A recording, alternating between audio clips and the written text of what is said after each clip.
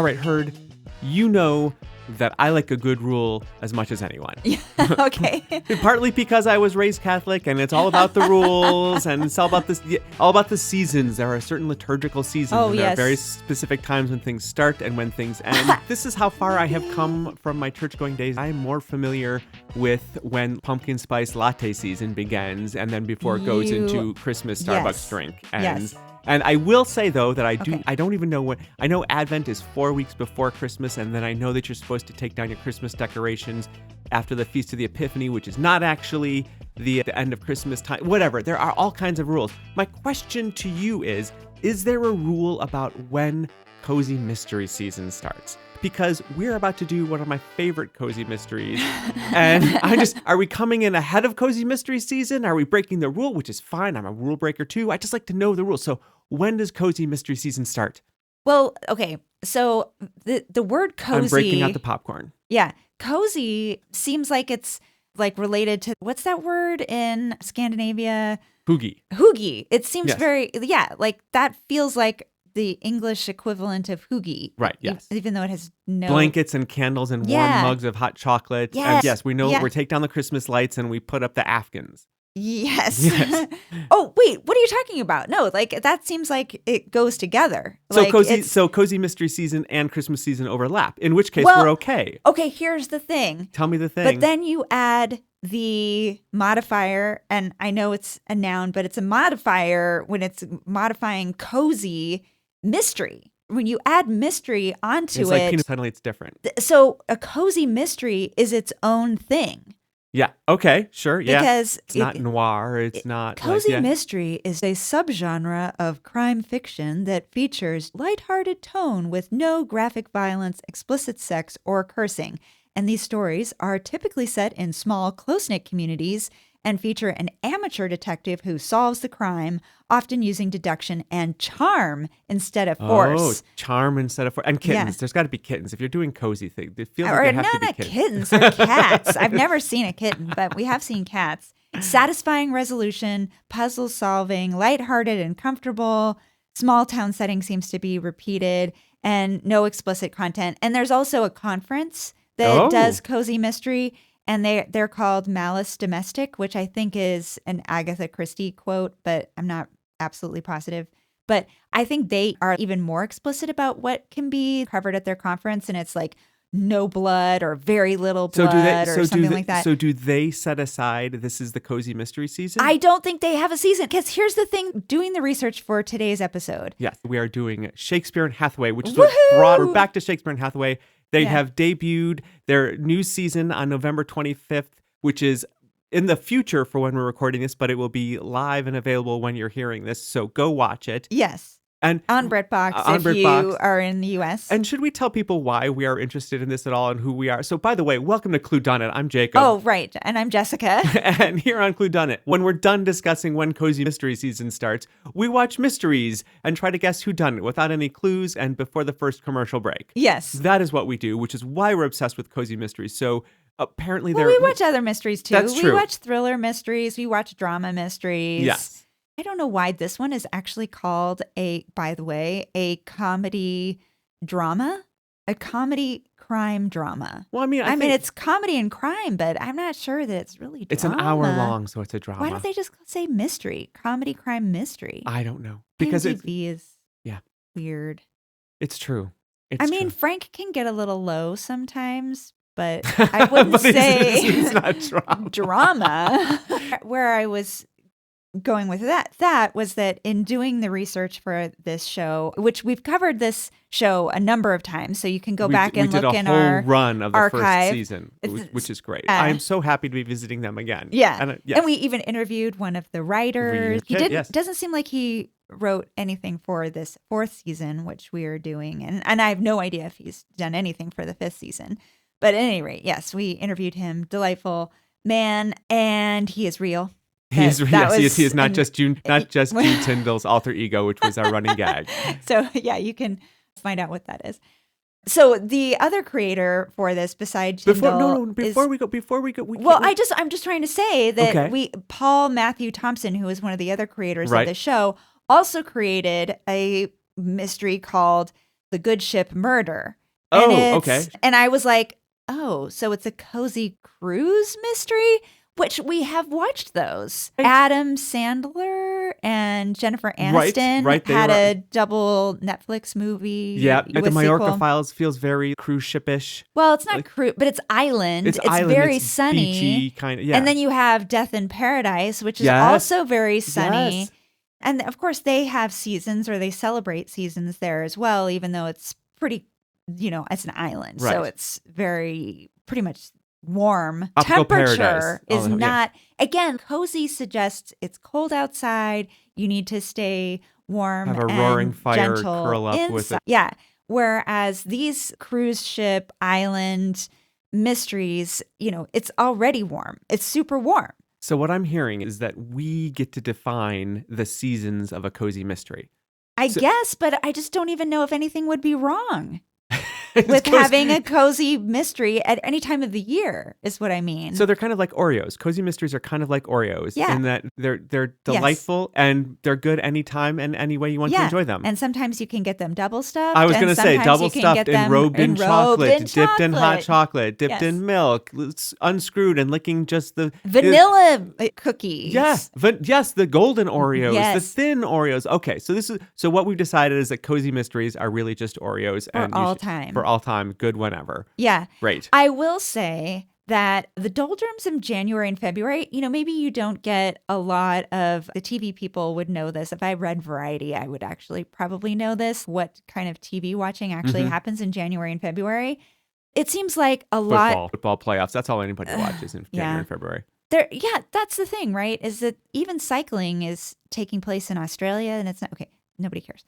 The point is, January sucks for holidays. And if you're in a climate that you've taken down your Christmas lights and now it's just slush or like hard ice, it's the doldrums. It's so awful, right? So maybe you want a cozy mystery. So you do want a cozy cruise mystery, and you do want any kind of mystery really in January and February and March. I always feel like there should be a holiday in there somewhere. I worked at an accounting firm for many years, and the only holiday we had was New Year's Day, and then the next one was Memorial Day. And then there's 5 months in there where it's just, here we go. You're there all the time. Yeah, because April 16th was do or die day. That's exactly right. Yeah, I dated an accountant, and it was pretty miserable between January and April. In April, all the hair would fall out. You could just put a period after I dated an accountant. It was pretty miserable. Period. Sorry. We love our accountants. Yes. I have used the same accountant for my taxes for the past 30 years. God bless. In any event, before I offend anybody else, let's talk about what we're doing this week. We're doing Shakespeare and Hathaway. Yes. And we are doing season 4, episode 4, which is called Most Wicked Speed. And we're not going to look up right now what that quote is from. Yeah, I was going to say, I don't recognize it. Yeah, I don't recognize it, but it's from something. Obviously. They always name it from a quote from a Shakespeare show. It is related, but not, it's thematically related, but not necessarily a clue. Do you know what? We really got into it in the past. So it's not. Yeah, and they name characters with Shakespearean names, but it doesn't necessarily align with what's going on. The storyline. We watched season 4, episode 1 last night just to kind of get back into the mood of things. And they named a character Helena, which in Midsummer Night's Dream, she is the whole, though she be but small, she is fierce character. So she was a small character who did end up doing some damage. She was not the villain. Wait. Hermia or Helena? Helena isn't Helena the tall one and Hermia is the short one? Maybe it's a clue and maybe we just don't know it. They name characters. It's a reference, but it's not necessarily like, it's not as if you know Shakespeare, you're going to get a leg up on this. Yeah. So there you go.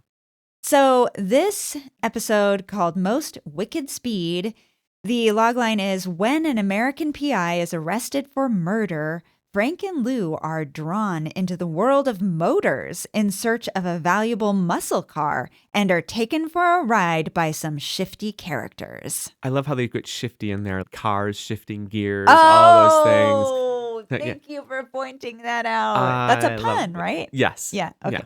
So I picked this episode because muscle cars. And I thought you could talk about the different cars. I love that they're database. totally leaning into the meta. They're totally leaning. It's a private investigator working with a private investigator, all about bitchin' cars. They're absolutely leaning into the meta-ness of it, and I love it. Yeah. I'm here for it. Blue's cute red car. It's a little mini, right? Yeah, it's a Mini Cooper. It's a convertible. Lou has a convertible Mini Cooper. So yeah, she's got her bitchin'. She's got her bitchin' detective car. It was adorable. Yeah. So that's why I'm excited for this episode. Okay. So let's refresh everybody with the characters and their portrayers. Okay. Well, yes. So we have talked about everybody. Mark Benton, I was just checking in on people to see what's happened in their career since we last talked about them. And Mark Benton plays Frank. Yeah, he plays Frank. He's Frank Hathaway. So he's one of the two, and he founded the private investigation firm. Yeah, which was struggling with debt, and Lou helped him with that and became a partner in the detective agency. And she has a eidetic memory. Oh, I'd forgotten that, but I think you're right. Yes, she reads something, she remembers it. Yeah. She sees it, she remembers it. Yeah, yeah, and she takes notes, but yeah, she just I don't know that they actually talk too much about that anymore. But yeah, I think it's something that they've kind of let go. But it was the premise at the beginning. So since we last talked about Mark, he is currently in the show Down Cemetery Road, which is the Emma Thompson mystery on Apple, which I wanted to do for this podcast, but it's a full season arc show. So we won't be able to do that. It's not episodic. And then also he has been in Bookish. We love you, Emma. Yes, we love you, Emma. And he's also been in Bookish, which hasn't shown up on any of the American channels, but that is the show that stars, and I think it's also created by Mark Gatiss, Gatiss was in Sherlock. He plays the brother, Mycroft. He's also in Wolf Hall. He was also one of the writers on Doctor Who in the reboot.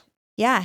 And our actor that we're talking about, Mark Benton, has also been in Grantchester and Inside Number 9. And he's also been on a bunch of panel shows. So basically, he's been doing a lot of prestige mystery. Very exciting for him. Am I misremembering? There was a choreographed thing that he was doing as well, wasn't it? Well, this was in the past. Before he did Shakespeare and Hathaway, he was on Strictly Dancing. And he lost to somebody on Hollyoaks, who had been on Hollyoaks. It's a celebrity dancing show. And I was tempted to do in season 4 or series 4, sorry, it's a British show. Series 4, I think episode 3 or episode 2 is a competition ballroom dancing show episode. That's the storyline, whatever. And I was like, oh, I'd love to see him participating in this, seeing as how he is a known dancer. I did have another comment about his history. Yes, please. That I don't think I ever mentioned this before, or maybe I did, but it's particularly timely to mention right now for when our episode is going to be released. So, for those of you listening into the future, this was originally released in early to mid-December. Yeah. So in 2017, which is actually before Shakespeare and Hathaway premiered, he was in a Christmas horror musical TV film called Anna and the Apocalypse. A zombie apocalypse threatens the sleepy town of Little Haven at Christmas, forcing Anna and her friends to fight, slash, and sing their way to survival, facing the undead in a desperate race to reach their loved ones. But they soon discover that no one is safe in this new world, and civilization falling apart around them, the only people they can truly rely on are each other. So I looked this up. It is everywhere in our region right now. You can watch this on Apple, Prime, YouTube, Fandango. You may have to pay for it. You can stream it for free right now on Hoopla, Tubi, and Roku. So enjoy. That is amazing. I'm putting this on my list. I have never heard those three words, Christmas horror musical, together in the same sentence in that order before. So if that's we want to take all musicals and be like, okay, can we Phantom of the Opera? Can we make this a Christmas horror? You're already kind of there with the horror. Can you make it? Can you just add Christmas? What if the great song that Christine had to sing was some Christmas carol or something like that? Right. We can make this happen. Yeah. Les Mis. Christmas Les Mis. Oh my gosh. That. What if we turned Les Mis into a zombie thing where all of the men who died at the barricade came back to life to overthrow the government? God, See, we can do this, people. Let's need to write this. that. That's your ebook. There it is. All right, let's check in with Les Mis with Les Mis and zombies. Les Mis and instead zombies, of Pride and Prejudice and zombies. Yes. Yeah. So Joy Joyner, who plays Luella Shakespeare, since we recall about her, one of her biggest roles that really made her a beloved actor in Britain was her role, playing the legendary Tanya Branning. She got a number of roles that was on EastEnders. Mm-hmm. And since starting on Shakespeare and Hathaway, she's also done a number of interesting limited series, one called Ackley Bridge, Stay Close, The Wives, For Her Sins, and Little Disasters. And then Patrick Walsh McBride, who plays Sebastian Brudenell. The ungodly tall. Yes, so tall. Oh my gosh. I feel like the camera really caught it in this episode. Is there really, the one we watched last night, Series 4, Episode 1, yes, really got just how tall he is. Because he was so much taller than that actor who played Spider. Yeah. Oh my gosh. And then he's so much taller than those Shakespearean buildings. All the rafters. The rafters and the door jams and everything else. He's constantly ducking. So yes, he plays Frank's assistant. He's an aspiring actor. That's the character. Patrick himself continues to add to his credits. And I just want to shout out our own episode where we saw him in The Chelsea Detective in 2023. And I think we should actually follow him and watch his baby episode, his breakout role in Inspector Lewis, Series 8, Episodes 5 and 6. Okay, yeah, So absolutely. we should watch that for the pod. Yes. And we love him. And then we also have another regular in this season is Tomas Eames, who plays DS Joe Keller, who's always he jerky, knows the brief. He's like active. It's kind of a mashup between Lestrade and Dogberry where he's just a little leaning into the ridiculous. Yes. Yeah. So from the internet and Instagram, I glean that he is actually a talented Welsh singer-guitarist. Oh. And he has a lovely single called Black on the Other Side. It's about grief and loss. And you can find that on Spotify or on the internet and listen to it there. And he has a bunch of other credits.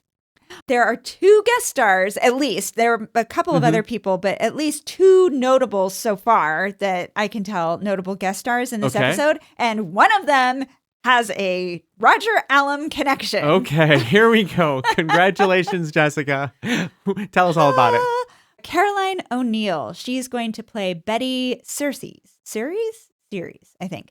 We know her as Wynne Thursday in Endeavor. Okay. She plays the wife of D.I. Fred Thursday. Got it. Played by Allam. Yes. Since she finished up on Endeavor, she has been on Sister Boniface Mysteries, All Creatures Great and Small, and she has had recurring roles on the continuing drama Doctors and Casualty. I think that's really interesting because I feel like when I was coming up as an actor, everybody would say, like, you do soaps in order to, if you become really big on soaps, good for you. Now you have a regular job, but you do soaps because it's the first thing on your resume or continuing dramas. You do that because it's the first thing to put on your resume. It's a leg up. It's good for your reel. But then you go on to do maybe some other things, but that's kind of where you cut your teeth and where you get known. But it seems like in the UK, you can go in and out of the soaps anytime. Like Doctors and Casualty, she's got a 12-episode arc on both of those, or that's even fantastic. Longer. Doctors and Casualty feels like it should be dinner at some kind of casual restaurant at the Olive Garden. It's like Doctors and Casualty and chicken or something like that. Do you want your Doctors and Casualty with the Alfredo sauce or the marinara? Another cozy mystery ebook that you should definitely write. Okay, great. And then there is Carrie Shale, who is playing Jo Venice, which I think is going to be another Shakespeare. It's going to be like Shakespeare would have been Joseph, maybe, or maybe this is Merchant. Maybe of Merchant of Venice. Oh, yeah. No. Othello also took place in Venice, didn't it? Oh, yes, you're right. So there's a couple different ways they can go with that. Yeah. Christopher Marlowe liked those Italian settings. Please don't tell me you're saying that Christopher Marlowe wrote Shakespeare. Okay. Wow. Oh, boy. We are not going to get into that on my... No. Okay. So Carey Shale, he is a North American actor. I could not find this, but I think he's probably Canadian. He's a North American actor based in London, England. And his recent television work includes Wednesday and The Sandman, as well as multiple characters on The Amazing World of Gumball. Oh, okay, yeah. And nice Thomas and Friends. He's been doing both of those for years. Voiceovers. Yeah, he does a lot of voiceover, including audiobooks. He's also a stage actor, and he's also been in film Universal Soldier, Batgirl, Wrath of Man. I don't actually know Wrath of Man. Do you know? I don't know that either. Anyway, no. That was a big listing on his resume. But I know people have heard him in documentaries, especially if you watch TNT or HBO documentaries about classic actors from the golden age, the 40s, 30s, 40s, and 50s. He voices a lot of those. So folks have definitely heard him. And then we get into the creators. Oh, yes, of course. Just as, again, we know Jude Tyndall continues to create this show as well as Sister Boniface Mysteries. And then, as I mentioned at the top, Paul Matthew Thompson, he created The Good Ship Murder, but he also created a noir mystery called Ridley, which you and I were talking about yesterday, and we kept getting confused because we were like, Ridley Scott, Ripley from Alien. And then the talented Mr. Ripley and all that. Yeah, but this is different. Ridley. Yes. So this is a noir countryside crime drama. Retired detective Alex Ridley is lured back into service as a consultant detective when his former protege, Carol Foreman, needs help cracking a complex murder case. This looks like it's on PBS. Right. Not cozy. So every time they tries to get out, they pull him back in. Yeah. So Paul Matthew Thompson is trying all the different genres. He's very good at mystery. He's written a ton of Vera as well. So we hear his voice all over mystery television. The director of this episode is Ian Barber. We've talked about him before because he's directed a number of episodes of Shakespeare and Hathaway. Edward Selleck, no relation as I can find to Tom Selleck, but Edward Selleck wrote this episode. Edward Selleck has 508 episodes of Hollyoaks under his belt. Oh, gracious. Like, that's a teen drama, kind of like Dawson's Creek, it seems like, kind of. It follows the teenagers and their families as they go through high school, college, and the world in a fictional village called Hollyoaks, or as Apple would say, Hollyoaks. Hollyoaks. For whatever reason, Apple Maps does not like saying Hollywood. It's just Hollywood. Yeah, Hollywood Freeway. Edward Selleck has also done 199 episodes of EastEnders. I kind of wonder if he would like to do 200. Just to get that round number. Or maybe there's some contractual thing. Like if you hit 200, you get bumped into some different different category, and you either are compensated differently or you get some. Yeah, I wonder because 199 seems a weird number to stop on. Yeah, Edward, if you can get to 200, man, do it. Yeah, go for it. Appreciate it. Yeah. He also has writing credits on Sister Boniface Mysteries, Holby City, Doctors, and that's everybody that I have right now. Right, and there might be more. I might come back at you and be like, we got to know who that person is. Yes, yeah, because there are going to be a number of other people showing up in this episode, but I was like, I'm not going to look them up. Not going to pre-cheat. I appreciate that. I appreciate that about you. One last pitch before we go watch the beginning of this episode. What if, so we can't have like a cozy mystery season because as we said, they're everywhere. What if we had like a cozy mystery day? You know, like there's Black Friday, Cyber Monday, Giving Tuesday, start of Advent, Thanksgiving. What if there was Cozy Mystery Day? Can we do that? What could be Cozy Mystery Day? I have been sort of... Or equinox, solstice and equinox. Yes. Like the Cozy Mystery, it's the vernal equinox of Cozy Mysteries where you start moving from like bakery Cozy Mysteries into cruise ship Cozy Mysteries. Oh. Well... Okay. We'll workshop it. Yeah, we'll workshop it because I really want a holiday that is in the doldrums. You know, that is in January and February. Sure. You're not just misery. Maybe you've got a scratchy throat and you're just like, you know what? I'm going to stay home and watch this Cozy Mystery. Because it's Cozy Mystery Day. Great. And everybody just sort of quiet quits for the day. Yes. And there you go. Sit home and watch Quiet quit. Britbox. Quiet quit. You're Cozy welcome, Mystery Day. Britbox. There you go. There you go. There you go. We'll send you the consultant's fee check in the mail right after we do some guessing. We'll be right back. Jessica, I would like to suggest the last Monday in February as our officially unofficial Cozy Mystery Day. A Monday? Sure. What day do you think it should not be a Monday? We're talking like a holiday. I mean, you know what I mean? Typically, like Monday would be like just your take day. a 3-day weekend. Yeah, exactly. Okay. So yes, there you go. The last Monday of February is now known as... She writes it down. I have to make a note. And we're making a about note. this. The last Monday in February is now Cozy Mystery Day. Mark it on your calendars. We will be celebrating. But first, we have to talk about guesses for this show, Shakespeare and Hathaway. This is so much fun. I love the fact that they have made this guy a very well-dressed private investigator. Oh my gosh, this guy. This guy has a pocket handkerchief that is next level. He has a hat with his hat matches his suit, matches his tie, matches his pocket kerchief. Like, a well-dressed man. It was a dark shirt, right? With a tie. No, I think it was a white shirt. Oh, well, yeah, you're right. It was a white shirt with like a paisley tie, silver paisley tie that matched the pocket kerchief. It was a blue It was suit. big check. Blue, jacket. Yeah. And suit. pants. It was a whole suit. It was like a 3-piece suit. Mm-hmm. Black fedora with like a purple band on it. That was my only little nit. Like a mobster. He looks like a 30s mobster. Yeah. In today's world. And like Dick Tracy style. Right. Yes. Very Dick Tracy style. But also like the vibe they were trying to give was kind of 70s. No, this was a mashup of styles. Yes. They're like later on there was like some 70s funk coming through when the police showed up, which we'll get to. But he was very 30s. But then Detective Lestrade came out of the police car and like whipped off his sunglasses, like what's his bucket from CSI Miami? Yeah. Was it Nick Caruso or Dave Caruso? Dave Caruso. Is it Dave Caruso? It's a Caruso somebody. Yeah, whatever.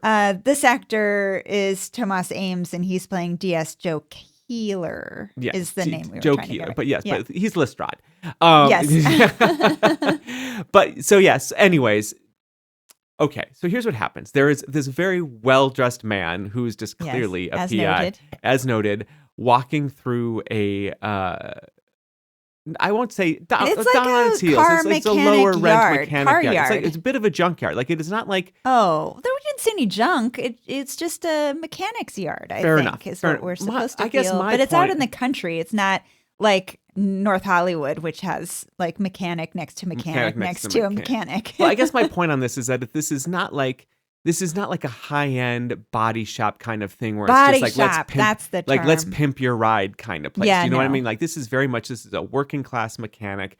They're there to like just get a brake job on a taxi up and running. This is not it's kind of like a shed with like a big metal shed. Like, oh yeah, well, there's definitely this is definitely a warehouse plant kind of place. Country, and I can't emphasize it's not in the city center. Yeah. It's out. It's out on the outskirts. It's on the outskirts. And he's walking through this like gravel lot. He's like being all But there's a big metal door. So it's not a barn. It's a warehouse. It's an industrial building. It's an industrial building. So he knocks on it, and looks like he's a little suspicious of the fact that like the lock on the door has been broken and the door is a little ajar.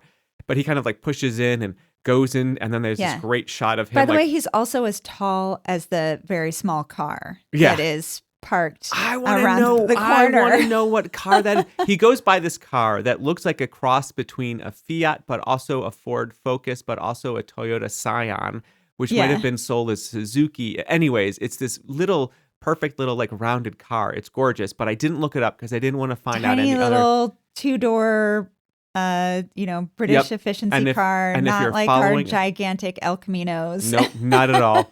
And if you're following us so far, congratulations. I'm not sure I'm following us. But in any event, he goes into the garage. There's this great shot. It's a dark garage. The shaft of light pierces through it, like hits his face and his body really very well. Noir. Again, very noir, very 30s. And his shirt being white, as you corrected me, makes that shaft of those. It's sort of a little bit dappled because it's like in a couple different places on his face, and around his head. But the collar helps reflect that light and makes him stand out in the room. Very comic book character or mobster noir. 100%. Hitchcock-like. Yes, very, very Hitchcock kind of vibes to that. So as soon as they cut from there to immediately the police roll in. And then this is where the 70s funky cop crime drama kind of comes in. Like Magnum or Starsky and Hutch. Yeah. Or Kojak. Like that kind of vibe comes through. And the police like Hawaii Five-0. Hawaii Five-0, yes. For sure. Skid to a stop on the gravel. All the police run out of their cars, yelling somebody to freeze before they're even in the building. And then, yes, Joe gets out of the car and whips off his sunglasses like CSI Miami. Cut to inside and the he's got a police vest on. A police vest on. Yeah, under a suit. It's very obvious. So he's like ready. Yeah. For whatever. They're ready to capture. This guy's clearly been set up. Like, you know what I mean? Like they knew that this was happening. And so you cut back inside.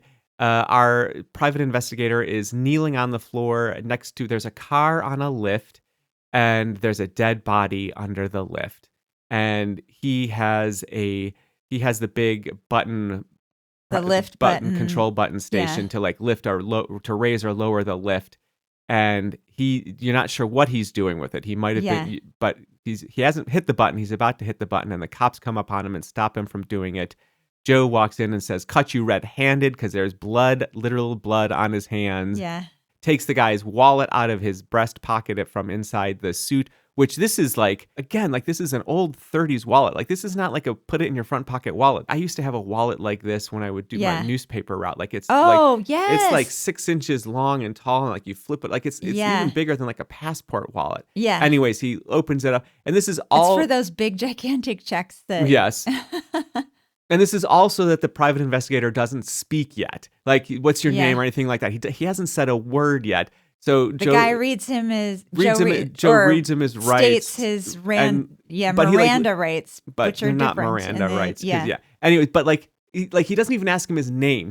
How he knows his wallet is in the inside breast pocket of the guy's suit. Who knows? But he reaches in, grabs the wallet, finds his name, says the guy's name. "I'm arresting you." Reads him his right. As he's walking away, the first line the guy says is, "I want Shakespeare and Hathaway." Yeah, and Joe just like, ugh, these guys. And then you cut to the title. Yeah. So we've got a body and a title and a visibly deflated DS. Yeah. That's what we got. And also, we've got some guesses. So, Jess, do you want to go first or do you want me to go first? Yeah, I will go first because it's going to be, and if I went last, it would be anticlimactic because I did hear your guess before and I was like, well, you're going to win. I don't know that I'm going to win. I just have a really good narrative. I believe it. Okay, so I actually have two guesses and I'm going to choose which one when I get to the end. Okay. So, the first is that so we know from the logline that there are going to be muscle cars involved in this storyline and shifty characters, LOLs. So, and we know that we have a guest star in this episode who is a pretty big deal, Caroline O'Neill. So she plays Betty Ceres, apparently, or Ceres, yeah. And 2 for 2 for not knowing how to pronounce it this time. I know. So I think that Betty loves her rumble. Right. And she killed the mechanic when he tried to overcharge her for a tailpipe, a fancy exhaust pipe, saying it was vintage from a car at the junkyard when it was actually from Alibaba. Okay, that's my first guess. That's a first guess. All right, great. Silly and petty. Yes, silly and petty is what we're here for. As I said, I am a rules follower, so I am nothing if not silly and petty. So my second guess is, and I call this the Lucia's line. Sure, yes. Because we have a friend who does have a vintage. It's not a muscle car. Fiat? It's Alfa. It's Alfa Romeo. Yeah. Yeah. And so my story is that the mechanic held on to the car for over a year, as the mechanic did for Lucia's car. Mm-hmm. And he had done nothing with it in that time. Yeah. And Betty wanted it back, but found out he had been lending it out to friends to drive around when they were feeling low. Oh. So it was a pick-me-up car. Yeah. And he thought in his mind, well, this isn't such a bad thing because she's getting free storage, free parking for a year. Yeah. And we don't know this yet, but he has a wife who works at a grocery store or has a grocery store and is really annoyed by when Betty pulls up in this muscle car, or in the past when she pulls up in this muscle car, all vroom, vroom, vroom. And she's like, who's that lady? Who do you think you are? Who do you think you are? Yeah. Or even just for that matter, like, why are you disturbing my idyllic farmer's market with your V8 muscle car and spewing exhaust everywhere and disturbing people with your loud tailpipe? It's not ladylike, and not even that like this wife believes in ladylikeness, but she just thinks like this woman isn't obeying the rules. Right. She's being too different. Right. And big. And why you got to be so big. Getting a little too big for her britches. Yeah. And so the mechanic's a little tired of hearing about it. And so he's like, I'm just going to keep the car. And then nobody's going to annoy my wife. Happy wife. Everybody's happy life. Yeah. And this woman gets free storage. He doesn't realize that is actually not her concern. She actually does want to drive the car. Yes. Not let you drive it to other people. And so she kills the mechanic. Yeah. That's my guess. That's your guess.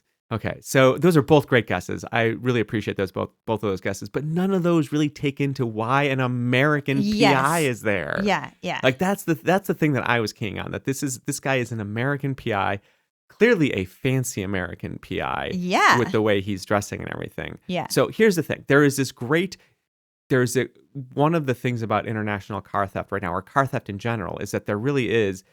A lot of what happens anymore is that after a car gets stolen, it immediately, like nearly immediately, within days, is put on a ship and sent to another country because it's really hard to track. And you can fake import papers, you can change the VIN numbers and all those things. And so all of a sudden it's a different car in a different country. Good luck getting it back. And so you can steal it, sell it in another country, make a lot of money. Yeah. Now, usually this is like borderline, like countries where like law enforcement isn't necessarily as prominent as like England would be. So we're talking like you send it to like Africa or someplace like that, or someplace in Asia where it's just like the constabulary has other things to deal with than tracking down international stolen cars. Yeah. So, but for the sake of the story, we're saying that this car, like these muscle cars, were stolen and sent to England because there is a huge, I won't say huge, but among the car aficionados in London and England, like lots of love for American muscle cars. Do you know what I mean? Like, it's not like there's a huge market for it, but I didn't know that. They love them some American muscle cars. Like, I was on a press junket once with these English folks, and like they were like, "Oh my God, there's a Ford Mustang." It was we were in some other country in Europe, and was that it was in Denmark. Yeah, it was in Denmark. They're like, "Oh my God, look how pristine condition that Ford Mustang is in." And I was just like, "It's a Mustang."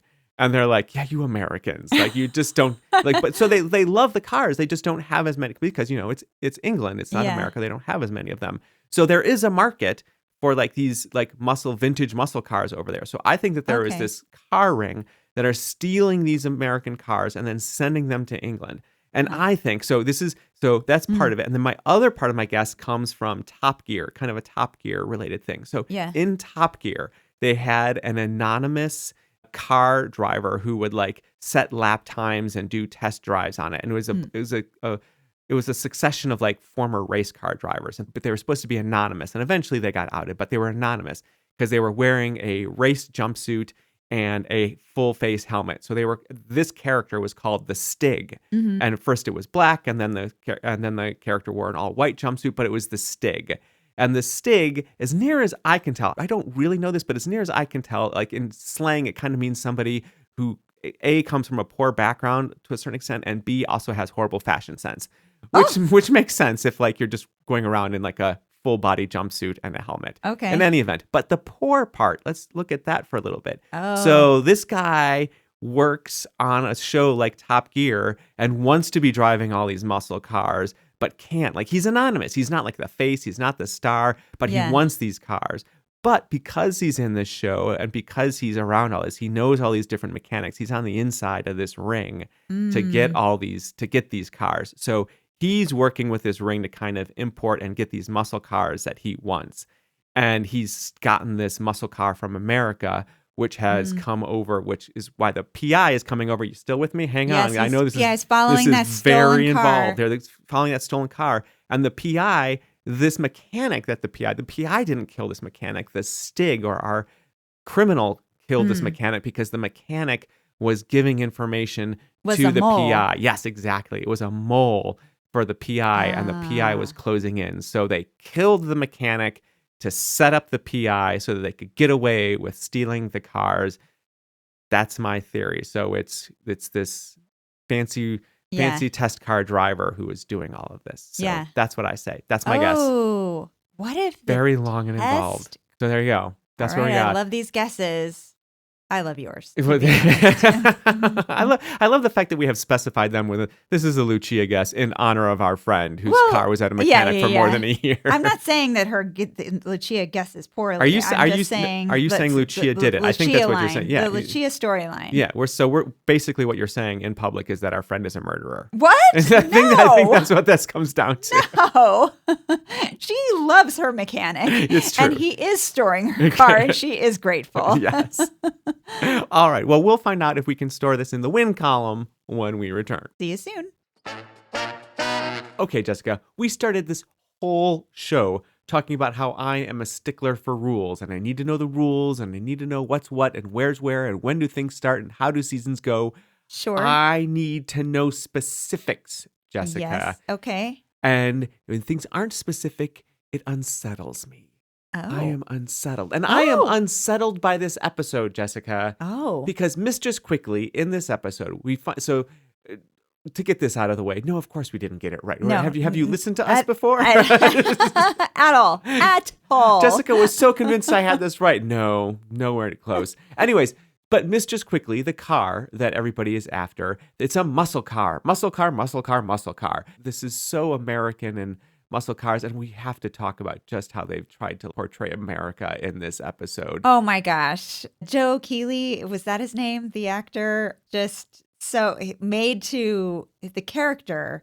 What is Joey Venice or Johnny Venice? Carrie Shale plays Joe Venice. Joe Venice, yeah. Joseph Venice. Joseph Venice. It's his real name because he's from California. See? He's from L.A. No, actually, I'm from Hollywood. Hollywood, same. Yes, Hollywood.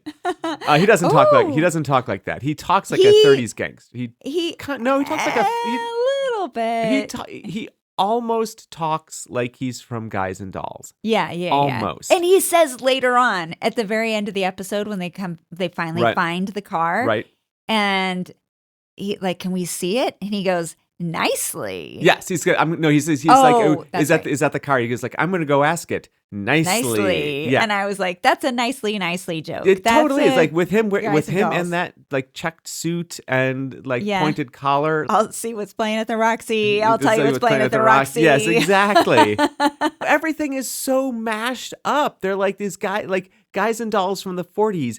And then there's muscle cars, which to me is a 60s term. And then is it? I thought it was more of like a 70s thing. It started, so the term muscle car came out in the 60s and it did bleed into the 70s. We'll get to this. But then they're talking Starsky and Hutch. But then they've got Sebastian in his lovely, this was his little lovely oh my gosh. going undercover. He played a 50s greaser. He it stepped James right Dean, out of Grease. Kind of. It was more Grease. It was You're more right. Grease. I think he was trying to be James Dean, maybe, but it definitely, this show. No, it was more Kinnicky. Yeah, it was definitely more Kinnicky from Grease. 100%. Yes. And then he tries to do an American accent at one point, and he's like, I'll have you know, that was Nebraska. I got first in my class for the American dialect. They have at first at RADA. Yes. It was. They poked a lot of fun at Americans, is what we're saying. It came up because he said maybe they killed him with a wrench, is what he said. And Frank says, do you mean a spanner? And he says, no, a wrench. That's American. That was my Nebraskan accent. That was Nebraska. Yes. I got first at RADA. Yeah. Anyways. That was probably my favorite moment in the whole episode. It was a good moment. Yeah. Joe Venice had one more scene of Who's On First kind of comedy bit with DS Joe. And then you never saw him again until the very end of the episode. Yeah. There was an orphan getting reunited with his long lost mother. Jason there was and Betty Series. Right. And there was just so much stuffed into this episode. I won't say it went off the rails because it didn't go off the rails. I'll say this whole episode is only 43 minutes long, and they needed 12 minutes for the great big reveal of who did what at the end, because there was so much to just be like, okay, people, this is going to take a minute. Settle in. Now that we're all in this garage, we're going to have to tell you who did it and why. 12 minutes out of a 43-minute show. That's more than a quarter of the show. I know. I kind of was like, you couldn't just show us this in some way or another. Like, there couldn't be another scene that would help, but I guess there was just no way to get even 2 pages. Yeah. I don't know. There was a lot going on. It was still a fun episode. Oh, absolutely. There's just so many good bits in this episode. There's like Jason was going into hiding because he thought he might have been a suspect in the murder because he was friends with Andy, the garage mechanic who got killed. And so he disguises himself as a lollipop man. Yeah. So there's one moment just for no reason and never explained and never really referenced. He gets into like a martial arts fight, not really martial arts because they're not good at it, but it's like just 2 guys holding the lollipop signs and fighting each other them with like they're knights, right? Like they've got wooden swords or something. It's like, what is like just actors just in a schoolyard fighting each other. Give them a stick or a sword, and they're like, "Let me at it! I gotta do this. I gotta fight in the background. This is just how it is." Like there's a delightful moment. Lou goes to talk to one of the suspects who turns out is a driving instructor, and she is immediately smitten with him. And I have to say, he was a good-looking man. Yeah. So it's totally understandable. But she was so bashful she could barely talk to the man without giggling because he was so handsome. She did that really well. She did. I totally believe that she was like, I can't help myself. Okay, but back to clarity and definition. So the car that everybody finds at the end of all this, the MacGuffin that sets everything in motion, is this car that everyone's trying to find. And it's a muscle car. It's a muscle car. It's an American muscle car. It's a genuine American muscle car. Okay, here's what it was. It's a gorgeous car. It's a beautiful car. It is. My goodness, it is a gorgeous car. It is a 1959 Buick Electra 225. It's gorgeous. It's not quite, it's not a powder blue and it's not a teal. It's somewhere in between those 2 colors. It's almost cyan, but not quite. It's cyan. Beautiful, and it's got fins and fenders and chrome, and it's beautiful. But the important thing, but it's big too. It is a big car. It is a big 1959 car. It's a big Buick from that era. From the rocket era. Like it has a whole kind of fins and rocket ship era. And a really unique grill. Oh, yes. Called Fashionaire Dynasta, I think. I don't know. I'll take your word for that. That's in the IMDb. Dynastar. Fashionaire Dynastar. That makes sense. Again, rocket ships to the stars, all that kind of stuff. Anyways, muscle car really didn't so. You just didn't see something from 1959 being called a muscle car. Well, this is the thing. It wouldn't have been called a muscle car. It couldn't have been called a muscle car. The term muscle car wasn't invented until the mid-'60s. Oh. And now it was invented in the mid-'60s, but muscle cars, by the way, this is not me speaking extemporaneously off the top of my head. I had to look this up. So Thank you, Wikipedia, for telling me about muscle cars. Because I was like, this is not a muscle car. Well, it turns out the first muscle car was done sometime in like the 50s. I'm getting my phone out so I can reference this properly. Ears off, glasses off, new glasses on, ears back on, hands back on. So the first muscle car, like if you really want to get technical about things, the first muscle car was perhaps a 1949 General Motors 88, where they put a big engine because it's got to be an engine. That's like exactly 6 it. That's exactly horsepower.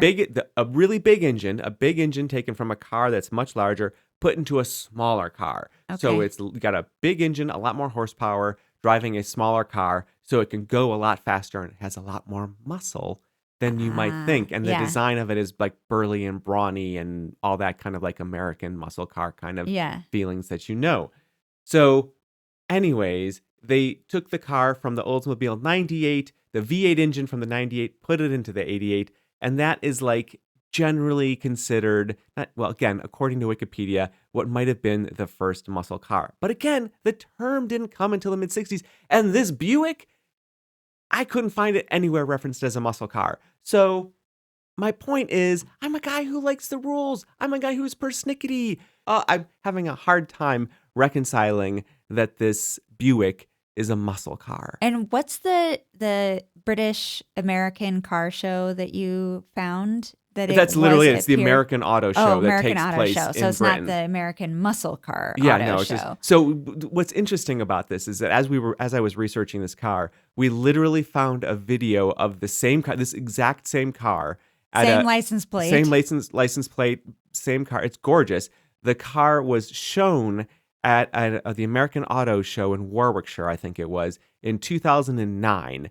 But the guy whoever filmed it in 2009 didn't get around to posting it online until 2016. So it took a minute for him He had a list of things to do. But again, though, same license plate, clearly the same car. Clearly this car's been driven.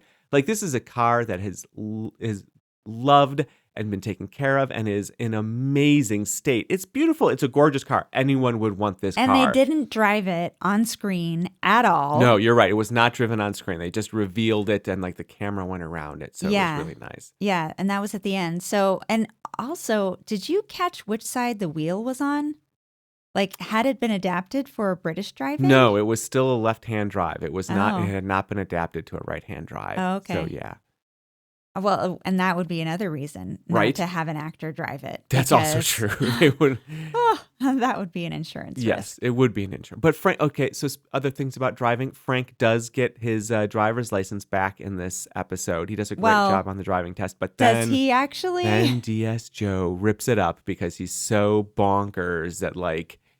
He's annoyed and like he is a rule follower, Jacob. He is a rule follower. Well, I'm sorry. Maybe he and I just have more in common than I would have thought. I'm not going to grow that mustache though. It is not that mustache is not a good look for me. So every time you take off your glasses, though, could be accompanied by a go exactly. David Caruso. Here I am. Yeah, dun, dun, dun. We'll figure it out. See, this is the thing. I don't know. Again, like we guess wrong, but you know what? We figure this out at the same time as the detectives do. We watch in real time as the detectives figure this out. We figure it out at the same time. So, I mean, they're not that much smarter than us. I mean, we get there too. Yeah. I mean, no. We have a terrible record and should not be hired to be detectives. Well, we have a terrible record after 30 seconds. You get it, like, if you let us guess, like, right before they spill the beans on everything, I bet we would know, too. Yeah. Yeah, okay. That's what I'm saying. Well, no. I don't know. I had to go back and watch some scenes because I was like, why did they act that way? And still confused about some of those moments. They really did. But they reference Henry IV. Other. So the puns and the Shakespeare throwaways in this is really great. Oh, yeah. The Repair Hither is the name of the garage from Hamlet, which I think we talked about. The name of the tattoo shop was in black ink, my love in black ink or something like that from a sonnet 66. 65 is what I wrote down. So many and all the characters. There's a character named Alonzo, which is from The Tempest. There's Portia. The car, did we say, is also a car pun. She's owns the garage. She's the one who owns the garage across from Andy. She and Andy and the other Alonzo were back in the hoodlum days. They would rob banks and they raced each other. Yeah. And they in a car race on the street, they hurt Betty, who is Jason's mother. If you're not following all this, again, this is why they needed 12 minutes for the great big exposition on this. Yeah. All of these references to all these other plays, but I didn't find a single reference to Winter's Tale, which is what really makes sense in this because it's just like so much craziness is happening at the last minute. Yeah, past and present and babies being parents reunited. And children being reunited because Betty is Jason's son who she gave up for adoption. But did we say the car is called Mistress Quickly? Oh, yeah. Did we say that at the beginning? Okay. Yeah. Well, anyway, that's from numerous. She reappears in numerous plays. Right. Henry IV, Henry V, Henry IV Part 2, and Merry Wives of Windsor. Yeah. She's the whole part of the whole Falstaff gang. Yeah. Does she marry Falstaff? I think they talk about it. But I'm not sure if she married. I don't know. So, Jacob and Jessica are also bad at guessing about Shakespeare. Yeah, we could look that up, I guess. No, we're not going to do that. Okay, so Christie's, what do we give this for the Christie's? Oh, yeah. That Alonzo storyline kind of I was completely confused this whole episode. I was completely confused this whole episode. No, we literally had to go back and watch the ending at least 2 or 3 times just to follow everything. Because even in the ending, as they're like explaining who everything is, 12 minutes of exposition. There are things at happening the end. in that scene where like Betty has a wrench and like and then she drops and then she drops the wrench. Her spanner. Sorry. Oi, she drops a spanner. That's my English accent. That was Thank me. you. That was me being Cockney. I think was that close to Cockney. That was me Cockney. She drops it, but then she also she uses her cane to trip Portia. So I mean, there's all, and then Reese is hidden in the trunk. This is a very jam-packed, confusing episode. That last scene had a lot going on. Yeah. Even it did have a lot of action, even though there was not a whole lot of action. Right. Yeah. No, there was everybody, it just kind of stood on stage for the 5th act and laid it all out. But there was still motion, there was still conflict, there were people still were doing the things in that scene. So yeah, no, it was it was there, it was good, but yeah, no, it was definitely twisty turny. Yeah. And again, even when this is the thing, we have said in the past that this is not, Christie's are not an indication of whether or not we like the show or how good a show was. So if we've given something like a 3 Christie's or something, when we've clearly both guessed who it was right at the beginning and okay, or it was just very straight ahead. Yeah. I think this one just revs high into the Christie's because there is just so much this, they throw everything at you in this episode. So I would give this a high Christie's score of at least an 8. It's revving hard. Oh, yeah. Okay. Yeah. There's a lot to track. There's a lot of relationships. There's time jumps. There's you're right. Frank figures things out because he's had this relationship with this con, with this troubled youth for years that he's arrested and booked for years. He knows this kid's birth date by heart because he's booked him so many times. Right. So there's this weird fatherly relationship going on with him in addition to solving the murder, blackmail, an old racing crime, Joe Venice coming in. There is so much in this episode. And You're two driving instructors. 2 driving instructors. Well, 1 driving instructor and 1 driving test administrator. Oh, you're right. But there's just so much jam-packed into this episode. So I would give this a solid 8 for the Christie's. Yeah, you're right. Maybe even a 9. Because there were just so many storylines. Yeah. You do you. We had 2 Joes in this episode, too. Right. How's that for confusing? Right? You'd think that they'd maybe give him another name. Oh, but we're Americans, so they have to have a guy named Joseph. Sure. They couldn't give him a name like Greg or Jeff or what's an American name? Mac. They could have called him Mac. Mac! Why didn't they call him Mac? What is... Or Max. Or Ted. Ted? Ted's a nice American name. Yeah. Isn't it? What are the what are the names of the guys and Guys and Dolls? Oh my gosh. Jimmy. They could have called him Jimmy. There's no Jimmy in Guys and Dolls. I know, but what I'm saying is an American name. Jimmy Venice. Yes, Jimmy Venice. If you see me on the car forums, I'm Jimmy Venice.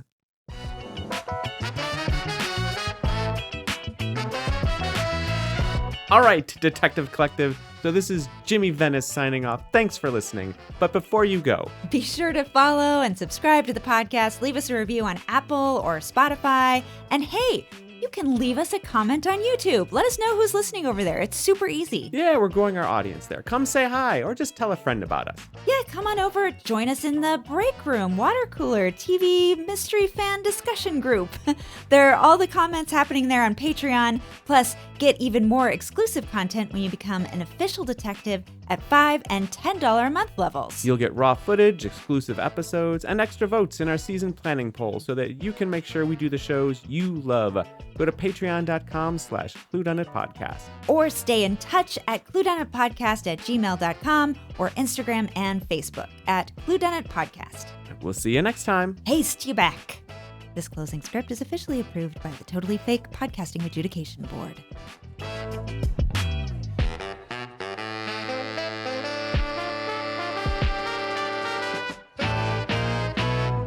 caught on tape for eternity. That may be my ringtone now for you. I may have to fart. I may have to fart. And then do a fart sound like a ringtone. Does that exist? I may have to fart.